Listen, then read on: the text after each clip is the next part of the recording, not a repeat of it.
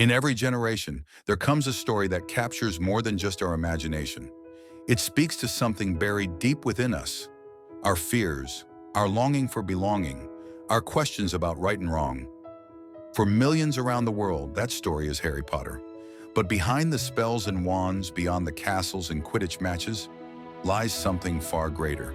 A quiet philosophy that runs through every page and every frame. A message about what it means to live, to love, and to face the darkness both outside and within ourselves. This is the hidden philosophy of Harry Potter. At the heart of Harry Potter lies a question older than magic itself. Are we shaped by destiny or by choice? From the beginning, the world divides people into pure bloods and muggleborns, good and evil, heroes and villains. But Dumbledore, the quiet philosopher of Hogwarts, reminds us, it is our choices, Harry, that show what we truly are, far more than our abilities. That one line carries the entire weight of the series. Because in a world of prophecies, curses, and inherited power, it's not fate that defines the characters. It's what they choose when everything is at stake.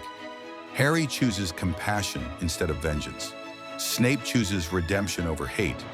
Even Draco, born into darkness, hesitates, proving that morality isn't inherited, it's learned. Harry Potter teaches that being good is never about being perfect. It's about choosing light, even when surrounded by darkness. Behind all the wonder, Harry Potter is a story obsessed with death. From the very first chapter, death hovers.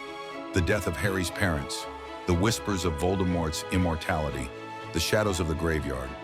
Yet Rowling never paints death as the enemy. Voldemort fears it, and in that fear becomes less than human. Dumbledore accepts it, and in that acceptance becomes more than mortal. The difference between them isn't power, it's peace. The true courage in this world isn't defeating death, but learning to live fully despite knowing it will come. Harry walking into the forest in Deathly Hallows, ready to die, is the moment he transcends the fear that defined his enemy. He wins not by fighting harder, but by understanding deeper. In the end, Harry Potter quietly tells us what most stories don't dare to, that to love deeply is to accept loss, and that to live bravely is to make peace with death. When you strip away the spells, what saves the wizarding world isn't magic at all, it's love. Lily's love protects Harry, Ron's loyalty saves friendships, Hermione's empathy holds the trio together. Time and again, Harry Potter reminds us that the greatest magic is not found in wands or books. It's found in the human heart. And the heroes?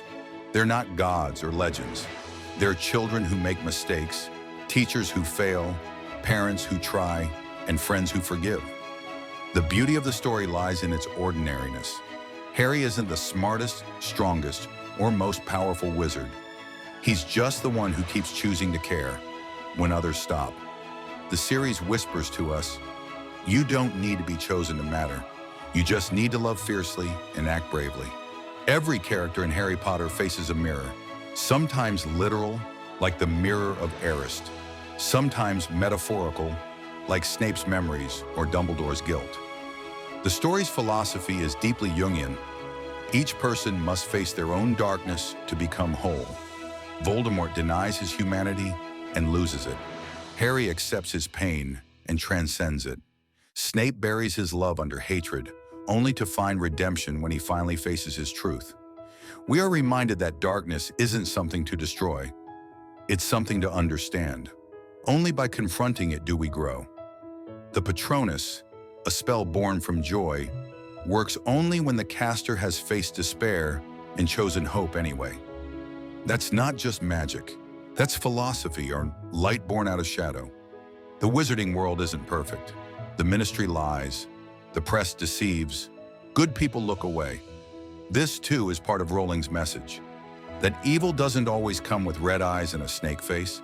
Sometimes it comes wrapped in rules, in comfort, in silence. The real test of character isn't how we act when the Dark Lord rises, but how we act when the truth is inconvenient. Harry Potter challenges blind loyalty, even to heroes.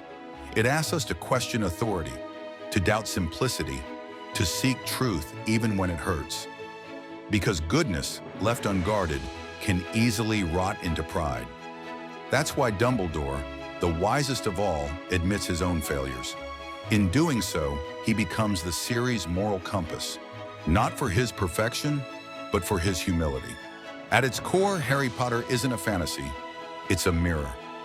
Magic in the series is a symbol for human potential, the ability to create, to destroy, to heal, to harm.